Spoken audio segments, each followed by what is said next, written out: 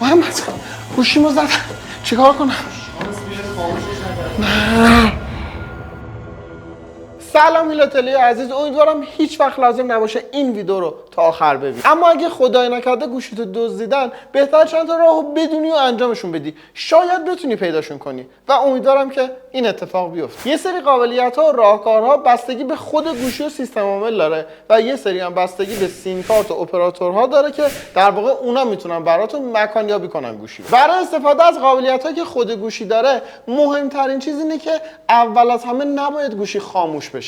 تو خاموش نشدن گوشی سامسونگ از همه جلوتره، به خاطر اینکه اگر بخواید گوشی رو خاموش کنیدم پسورد رو میخواد. اما اپل و شیائومی اینطوری نیست و منم هر چی سرچ کردم راه حلی پیدا نکردم که برای خاموش کردنم شما بتونید رمز بذارید. گوشی‌های شیائومی و آیفون فکر میکنم خیلی این قابلیت به درد نخوره، به خاطر اینکه دزدا میدونن وقتی هم میدزدن گوشی رو خاموش میکنن، اولین کاری که میکنن. ولی جدا از اینا اول باید بدونیم الان که گوشی دستمونه چه کاری روش انجام بدیم و چه تنظیماتی رو داخلش ست بکنیم. بعد از اینکه دزدیده شدن باید بدونیم که از چه طریقی، از چه سایتی، چه جوری باید پیگیری کنیم. برای ردیابی یه گوشی از طریق جیمیل شما باید از قبل جیمیل رو روش اد کرده باشید. تو قسمت ستینگ اونجا که یوزر اند اکانت نوشته، اونجا باید یه اکانت جیمیل زده باشید و تنظیمات جی پی اس هم روشن باشه، گوشی هم روشن و نتش هم روشن باشه. حالا اگه این 4 تا شرط وجود داشته باشه و بخوایم یه گوشی رو ردیابی کنیم، 2 تا راه هست. یکی اینکه با یه گوشی اندرویدی دیگه اپلیکیشن فایند مای دیوایس رو دانلود و نصب کنیم، بعد اکانت جیمیلمون رو اضافه بکنیم و قسمت وریفای رو انجام بدیم. یا اینکه نه، کلا تو مرورگرمون فایند یور فون رو سرچ بکنیم و از طریق سایت این کار رو انجام بدیم. بعد از این شما میتونید که موقعیت گوشی خودتون رو به صورت تقریبی رو نقشه ببینید. چند تا قابلیت دیگه هم داره.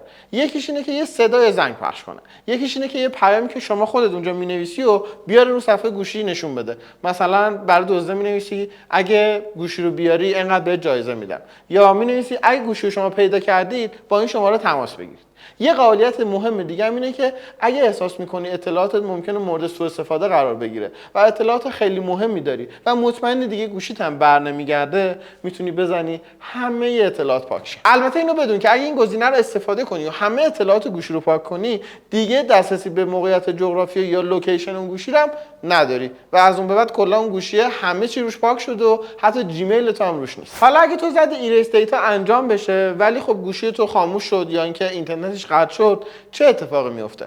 هیچی. بعد از اینکه اولین بار دوباره روشن بشه و آنلاین بشه، همه این اتفاقات شروع میکنه به انجام شدن و اطلاعات تو پاک میشه. این راهی که گفتم برای همه گوشی‌های اندرویدی و از طریق جیمیل. شبیه همین برای گوشی سامسونگ هم به صورت مجزا وجود داره. این بار وارد قسمت تنظیمات میشید، میرید روی سامسونگ اکانت میزنید، اونجا گزینه فایند مای موبایل رو روش کلیک میکنید و در نهایت یه اجازه و دسترسی هم باید بدید که اجازه میده این گوشی مورد مکانیابی قرار بگیره. اونم روش کلیک میکنید و الان از طریق سامسونگ هم میتونید گوشیتون رو ردیابی کنید. سامسونگ یه قابلیتی هم طراحی کرده و اسمش رو گذاشته اسمارت تینگز فایند که یه پکیجی رو طراحی کرده که همه گوشی‌ها و دیوایس‌های سامسونگی بیان کمک کنن برای پیدا شدن اون دیوایس گم شده.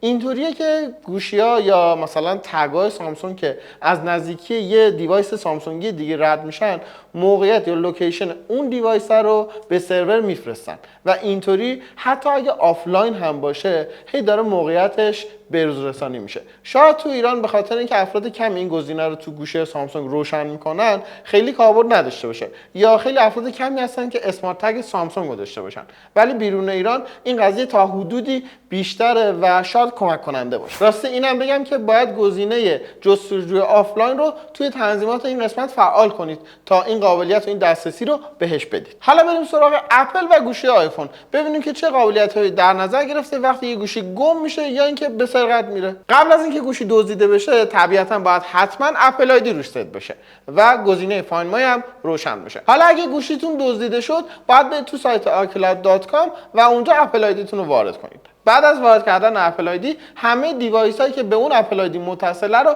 میتونید ببینید. اون دیوایسی که گم شده یا دزدیده شده رو انتخاب میکنید و واردش میشید. اگه دیوایستون یه گوشی باشه چند تا قابلیت داره. یکی اینکه یه صدا دوباره منتشر کنه، پلی ساوند رو میزنید. دومین گزینه اینه که گوشی رو به عنوان یه گوشی دزدیده شده مارک میکنید و اپل کلا اون سریال گوشی رو به عنوان یه گوشی که گم شده یا به سرقت رفته مارک میکنه و هیچ خدماتی دیگه بهش نمیده. سومی هم که خیلی تلخه همون پاک کردن اطلاعات. اپل هم یه آپشنی گذاشته که اگر گوشیتون حتی به اینترنت وصل نباشه یا حتی خاموش باشه بتونید که ردیابیش بکنید. گزینه اسمش فایند مای نتورکه و در واقع شما به کمک سایر دیوایس های اپل میتونید لوکیشن اون وسیله خودتون رو ببینید.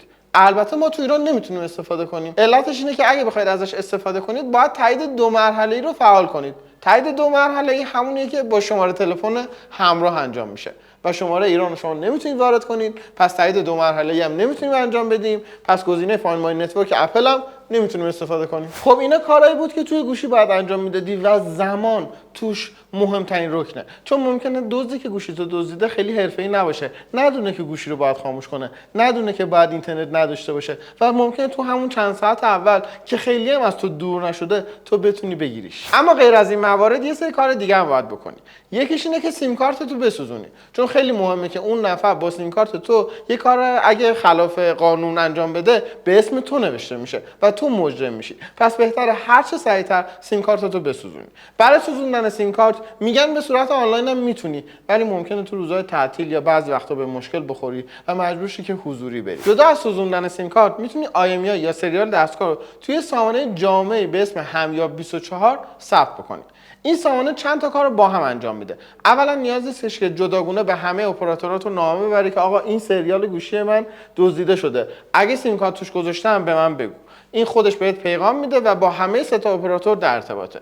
دومین مسئله اینه که اگه کسی بخواد گوشی دست دو خرید و فروش کنه، موظف از این سامانه استعلام بگیره تا مطمئن شه که این گوشی دزدی نیست. و تو که رفتی اونجا سریال رو ثبت کردی، خب دیگه گوشی تو به عنوان یه گوشی دزدیده شده ثبته و کسی حق خرید و فروش این گوشی رو نداره.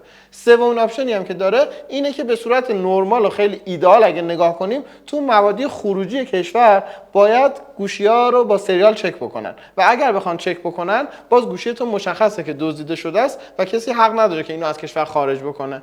اینطوری هم تو سامانه همیاب همه چی قابل استعلام و قابل پیگیری. اگه 1% خوش شانس بودی و ردیابی گوشی تو سامانه همیاب مثبت بود نتیجهش، یعنی دیدی که گوشی روشنه و میتونی ردیابیش بکنی، باید اون رو پرینت بگیری با جعبه گوشی و مدرک شناسایی بری یکی از مراجع قضایی. حالا همه اینا خیلی احتمالش پایینه و به نظر من طبیعتا کسی که گوشی رو دزدیده از مبادی قانونی کشور خارج نمیشه خیلی مشخص. گوشی رو به صورت قاچاق میفرستن افغانستان یا اینکه گوشی رو قطعه میکنن و قطعاتش رو جداگونه میفروشن، مثلا LCD، باتری، تاچ و هزار تا چیز دیگه. مشکل اصلی اینجاست که چرا اینقدر دزدی گوشی زیاد شده.